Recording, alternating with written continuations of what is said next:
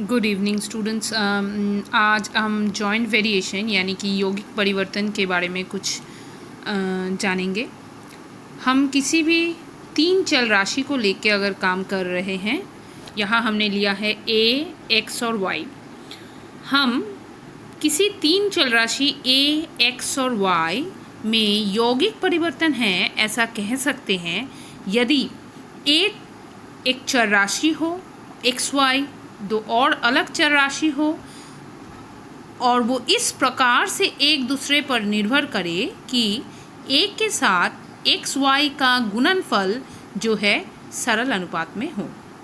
इस तरह से अगर वो परिवर्तन करेंगे एक दूसरे के ऊपर निर्भर करके तो हम उसे बोलेंगे यौगिक अनुपात। ठीक, एक एग्जाम्पल के तौर पे हमने लिया है v = RT/P। यहाँ R जो है स्थिरांक है, Vt और 1/P हम यहाँ एक चर के रूप में ले रहे हैं जहाँ V t और 1/P के साथ यौगिक अनुपात में है। ठीक, अब हम एक प्रश्न लेते हैं। x/y सरल अनुपात में है x + y के साथ और y/x सरल अनुपात में है x - y के साथ। तो हमें प्रूफ करना है, प्रमाण करना है कि x² - y² जो है एक स्थिरांक है। ठीक है, तो ये कैसे हम प्रमाण करेंगे देखते हैं। बच्चों, x/y जो है वो सरल अनुपात में है x + y के साथ। तो हम लिख सकते हैं x/y = k1, x/y = k1 गुना x + y। अगेन हम लिख सकते हैं y/x = क्योंकि ये सरल अनुपात में है x - y के साथ, तो y/x = k2 गुना x - y। अब ये अगर हम इसको 1 नंबर और इसको 2 नंबर माने तो 1 और 2 को अगर हम गुना कर देते हैं तो हम पाते हैं x/y गुना y/x, x/y गुना y/x = k1 गुना k2 गुना x + y x - y। बाएं तरफ x कट जाएगा, y कट जाएगा तो 1 आ रहा है। k1 × k2, यहाँ आपका x + y × x - y = x² - y² formula के हिसाब से। ठीक, देयरफॉर हम पाते हैं 1 = k1 k2 x² - y²। यहाँ से हम पाते हैं k1 k2 1/k1 k2 = x² - y²। तो हम बोल सकते हैं x² - y² जो है एक स्थिरांक है। क्यों ये स्थिरांक है? क्योंकि हम जानते हैं k1 k2 दोनों ही स्थिरांक है।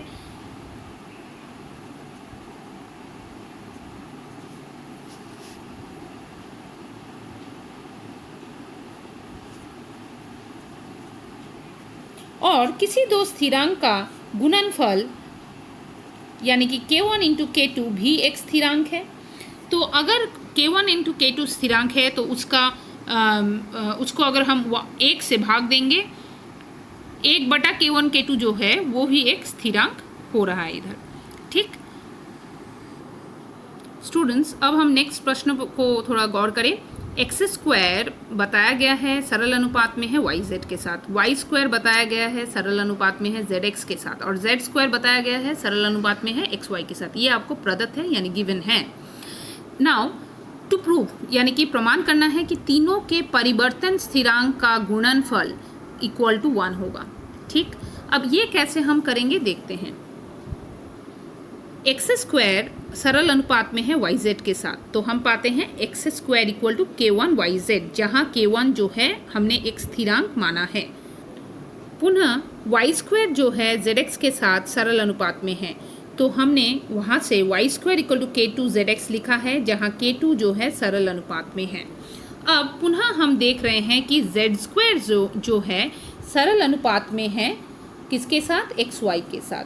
तो हम लिख सकते हैं z² = k3 xy। ठीक, देयरफॉर एक्स स्क्वायर को अगर हम वाई स्क्वायर और जेड स्क्वायर के साथ गुना करें तो हम पाते हैं k1yz into k2zx into k3xy।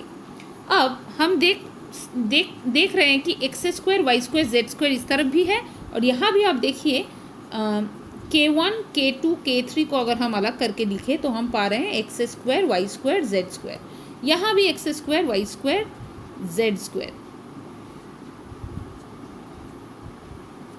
ठीक, अब हम क्या करेंगे, एक्स स्क्वायर को इस तरफ से और लेफ्ट और राइट दोनों तरफ से, दाहिने बाएं दोनों तरफ से काटेंगे, वाई स्क्वायर को भी सेम काटेंगे, जेड स्क्वायर को भी काटेंगे। काटने से हमें मिल रहा है k1 k2 k3 equal to 1। ठीक है, जो कि हमें तीनों परिवर्तन स्थिरांक का गुणनफल 1 प्रमाण करने के लिए बोला था, वहाँ वो हमारा यहाँ प्रमाण हो गया। ठीक, नेक्स्ट क्वेश्चन में आते हैं। दिया है a सरल अनुपात में है b के साथ, b सरल अनुपात में है c के साथ, तो प्रमाण करने के लिए बोला है a cube b cube c cube, a cube plus b cube plus c cube जो है वो सरल अनुपात में है 3abc के साथ। तो हम कैसे प्रमाण करेंगे, देखिए हम जो हमें दिया है वहीं से हम शुरू कर रहे हैं। a सरल अनुपात में है b के साथ, तो हम लिख सकते हैं a इक्वल टू k1b, जहाँ k1 एक स्थिरांक है, एक ऐसा स्थिरांक जो अशून्य हो। b सरल अनुपात में है c के साथ, तो b इक्वल टू k2c लिख सकते हैं, जहाँ k2 एक अशून्य परिवर्तन स्थिरांक है। ठीक, फलतः हम लिख सकते हैं a equal to k1b equal to k1 into k2c। अब k2c कहाँ से आया, यहाँ से, क्योंकि आपका जो b है वो है k2c, तो आप लिख सकते हैं a equal to k1b, b के जगह k2c। ठीक, यहाँ तक समझ में आ गया है। अब गौर कीजिए, a cube plus b cube plus c cube by 3abc, इसको अगर हम एक स्थिरांक प्रमाण कर सके तो हमारा काम हो जाएगा। ठीक, तो a cube plus b cube plus c cube, यहाँ हम तीनों को c के टर्म्स पे लिखेंगे। कैसे करते हैं, देखो, a को हम c के टर्म्स पे लिखेंगे तो क्या लिखेंगे, k1 k2 c whole cube, क्योंकि a जो है k1 k2 c है, प्लस b को हम लिखेंगे तो क्या लिखेंगे, k2c होल क्यूब, क्योंकि b क्या है, k2c है, और c को c क्यूब ही लिखेंगे। अब नीचे देखो 3, a के जगह हम क्या लिख सकते हैं, k1 k2 c, b के जगह k1 k2 c, हाँ k1 नहीं k2c, और c के जगह ऐसे ही c बिठा दीजिए। गौर कीजिए दोबारा, b है k2c, a है k1 k2c, तो a के जगह k1 k2c, b जहाँ भी है वहाँ k2c हमने बिठाया है, बाएं तरफ जो था इस पे। ठीक, अब इसको थोड़ा सॉल्व करने की कोशिश करते हैं। k1 k2 का होल क्यूब प्लस k2 का होल क्यूब प्लस 1, ये c क्यूब कॉमन ले लिया, नीचे 3 k1 k2, फिर k2 आ रहा है तो k2 स्क्वायर भी लिख सकते थे, और हम पा रहे हैं c क्यूब। ठीक है, तो c क्यूब हम कैंसिल कर रहे हैं। अब थोड़ा गौर करें तो k1 k2 whole cube, k2 cube और 1 आ रहा है ऊपर, नीचे 3 k1 k2 square, c cube cancel हो रहा है। ये जो पूरा पोर्शन है ये एक स्थिरांक ही है, क्योंकि ये स्थिरांक को क्यूब किया गया है, स्थिरांक के साथ स्थिरांक का एडिशन है, तो यहाँ कहीं भी हम और कोई चर राशि देख नहीं पा रहे हैं, तो ये जो है हमारा एक स्थिरांक ही, अशून्य स्थिरांक ही कहलाएगा। तो ये एक अशून्य स्थिरांक आप आराम से लिख सकते हैं।